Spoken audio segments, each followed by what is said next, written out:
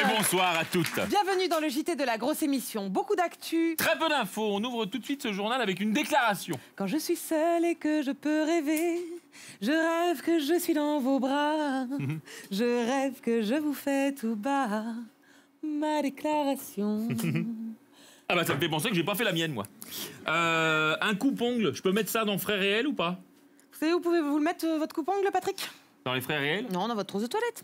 Ah. International, l'université du Texas autorise les armes à feu sur le campus. Je savais qu'il y a une police académie, mais je savais pas pour Texas. Ouais. Moi j'aime bien Sting, mais je suis moins fan de Texas.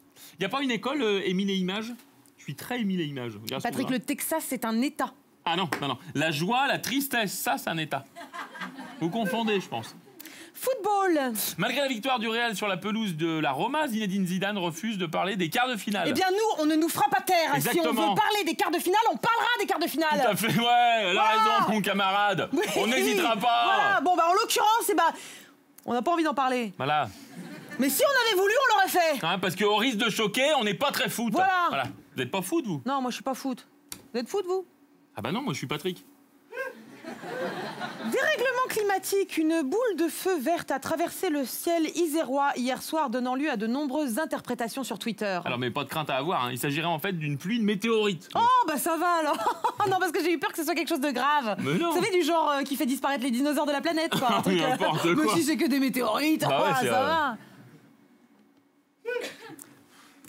Confidentiel. Mais non. Si. Oh, putain. Si ça se sait. Scoop toujours. Prêt.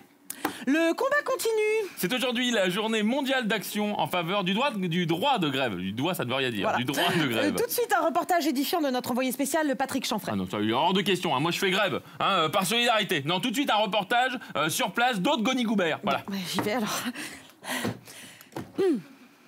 Oui, vous m'entendez? Oui, Evelyne, je vous entends. Ouais, bah c'était juste pour vous dire que vous êtes une vendue, voilà, parce que vous faites pas la grève. Ah bah. Solidarité avec la grève.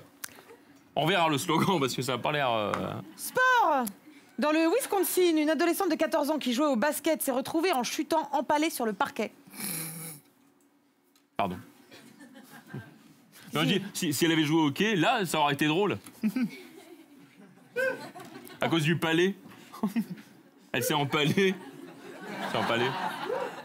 Comme... Sauf qu'elle a failli mourir et que c'est du basket, donc c'est pas drôle. Ah oui, bah du coup, ouais. Ah, du basket, ouais, c'est... Elle s'est empagnée. C'est pas drôle, c'est pas drôle non plus, attention. N'insistez pas, non, c'est toujours pas drôle. Ah oui. Ce soir, la grosse émission reçoit Cyril Arnaud, l'hypnotiseur. Eh ben moi, j'y croyais pas, mais en fait, ça marche, hein. L'hypnose. Franchement, réellement. Moi, j'ai pas fumé une seule clope depuis le début de ce JT. Incroyable. Ben oui, mais vous êtes pas fumeur, Patrick. Ouais, effectivement. Comme quoi, ça marche, hein, c'est dingue.